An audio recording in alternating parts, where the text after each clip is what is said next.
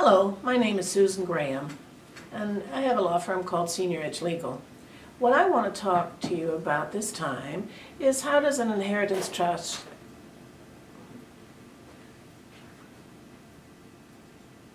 Hello, my name is Susan Graham of Senior Edge Legal, and what I want to share with you in this video is how does an inheritance trust work to protect your children's inheritance.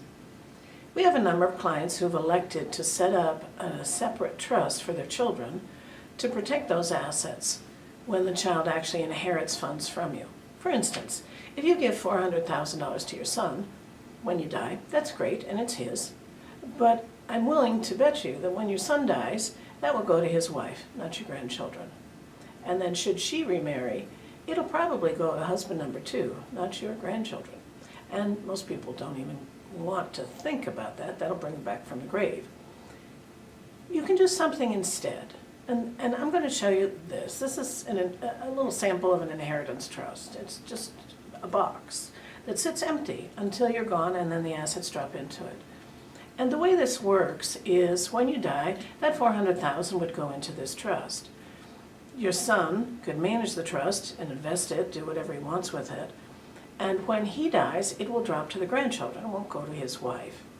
In addition, the assets in this trust are protected, and they're protected from a divorce.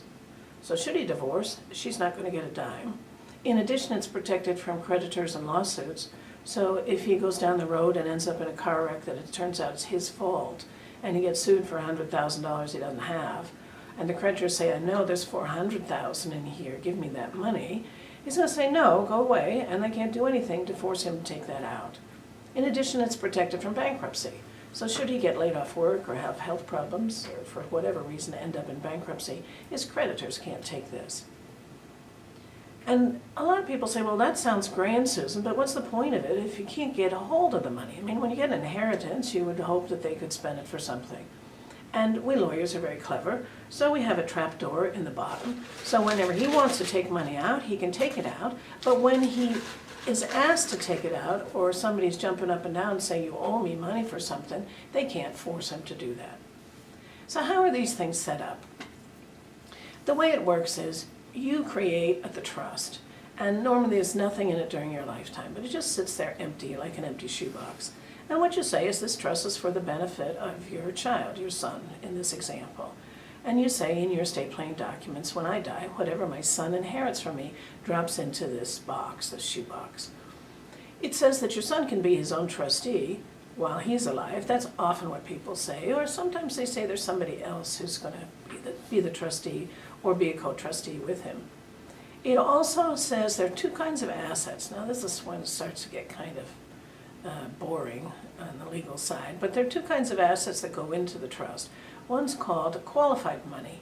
That means retirement accounts, 401ks, IRAs, deferred comp, things that you put into that retirement account and you never paid taxes on it. So when you take it out, you pay taxes. And the same thing happens for your child. When your child takes that out, they pay taxes on it. In addition, there's non-qualified money. That's everything else, your brokerage account, real property, whatever else that goes into that trust.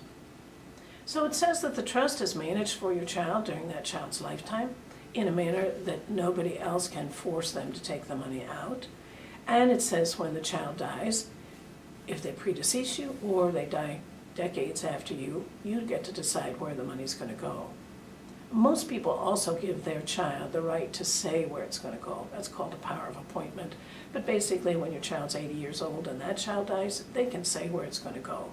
That so far in the future, we can't really predict where the world is going to be, so it makes sense to give that child that power. In addition, you give the child the power frequently, and most often, to change the trustee. You get to decide that, yes, who's going to be the trustee when you're gone, and who's an alternate in case the first person, normally that's your child, is not available. But you give your child the right to change that if they choose to. And it also usually says in these trusts that if a young person inherits property, it's going to be managed for them until they're older. Otherwise, they get it at the age of 18, and most people are idiots about handling money. They just don't have the skills about how to handle money when they're 18. There's lots of language in this trust that deals with the foreseeable and unforeseeable future. What I'm talking about is this trust can last for decades and generations. And we don't know who may inherit, so there's stuff in there that you would think would never apply. For instance, we have special needs trust pushed in there, and that deals with if there's a disabled person who's receiving government disability benefits, how do we protect it for them? It's like we're packing a trunk for going around the world.